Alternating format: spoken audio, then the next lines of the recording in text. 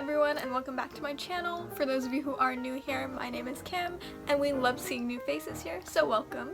In today's video, I'm going to be discussing some helpful tips for beginner artists. Personally, I wish I knew some of these before I got started on my art journey, so I hope this helps some of you out. I messed it up. I decided while I explain these tips, I'm going to throw in a video of me filling the first page in my sketchbook, so maybe you want to grab yours as well, but without further ado, let's hop right into it.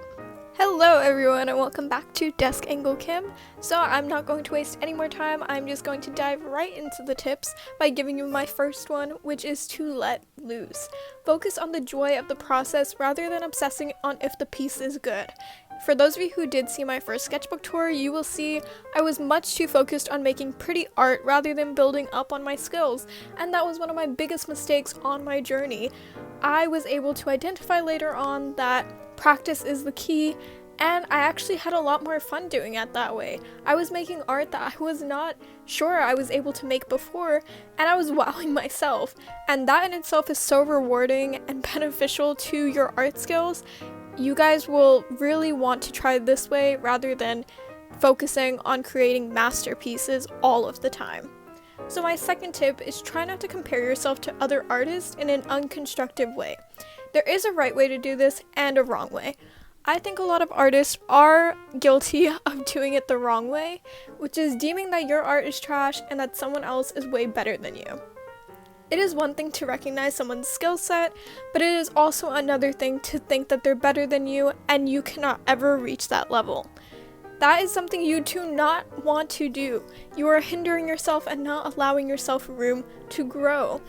Comparing yourself is okay if you are doing it constructively. Identifying elements in someone else's art that you think is inspirational or very cool that you want to incorporate into your art, that's one thing. But saying that your art is never going to reach the level of someone else's that you look up to, that is not the way you want to go. So that is definitely a big thing to keep in mind when you are looking at someone else's art, comparing it to your own. So another big thing that I recently recognized is drawing from life will help you so much. While being stuck in quarantine, I decided that I need to practice some of my art skills that I am not the strongest in, such as portraits and realism. Drawing from life really helped with this, and I realized how much fun it can be. I have done a lot of portraits, I've done a lot of drawing things from my room or any environment that I'm in, and it is so rewarding. You make art that you're not even sure you were able to make before, and it is a great way to fill up your sketchbook if that's also something you're looking for. I personally like drawing from life because it helps me capture whatever moment I'm in, even if it's just sitting in my room watching TV. It is so much fun to look back on that and know what I was doing when I drew this. So my next tip for you guys is to set goals for yourself for each month for what you want to accomplish artistically. If you are someone who does not like planning, you might not enjoy this one, but if you are someone who enjoys organization and planning, you will definitely find this helpful. I have an art journal where I log my progress for certain projects or just really anything artistic. They're just simply journal entries so I can know what progress I'm making as an artist. So I recently tried out this technique where I make a few goals for myself, and I used this for the month of March, and it was very helpful and it kept me on my art game, and I feel like I grew as an artist within that time.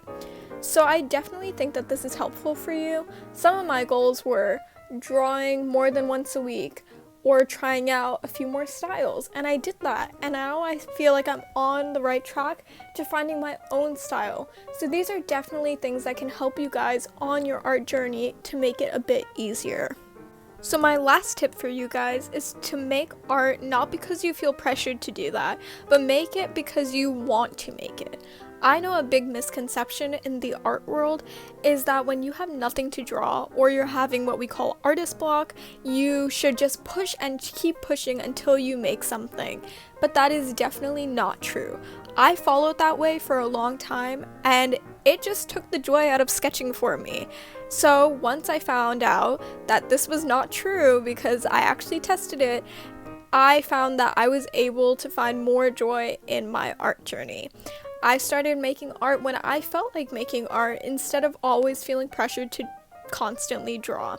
And I think that's something that all young artists or beginner artists should keep in mind, because it's such a joy to make art. You want to make it all the time, but sometimes you are not in the right state to make that art. You could be in a funk. Again, you could be having artist block. That does not mean that you need to push harder to make art.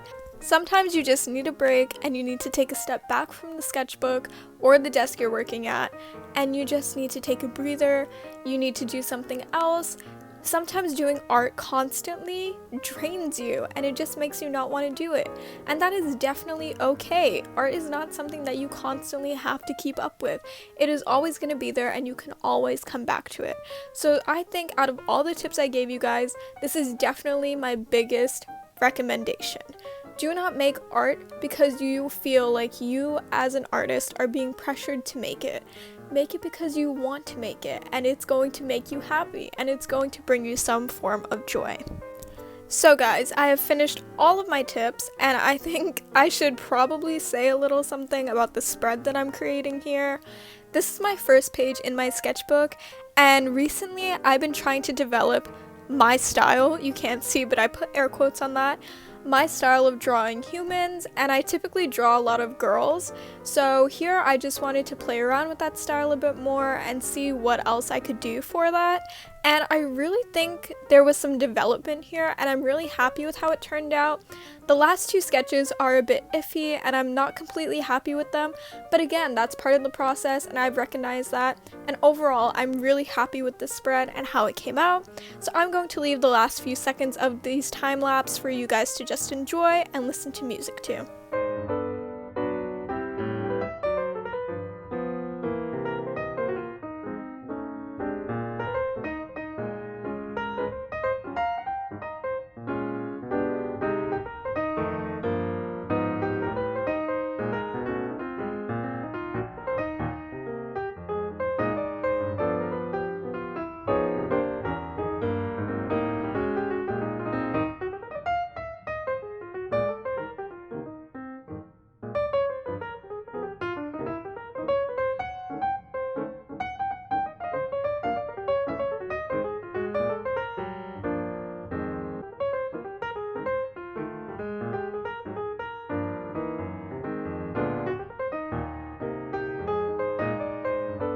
Thank you all so much for watching this video, and I hope that you found the tips that I mentioned helpful. If you enjoyed this video, make sure to give it a big thumbs up down below, as well as clicking that subscribe button. And if you want notifications for whenever I'm going to post next, make sure to click the bell icon for that. Once again, thank you all so much for watching, and I hope you enjoyed. I will see you in the next video.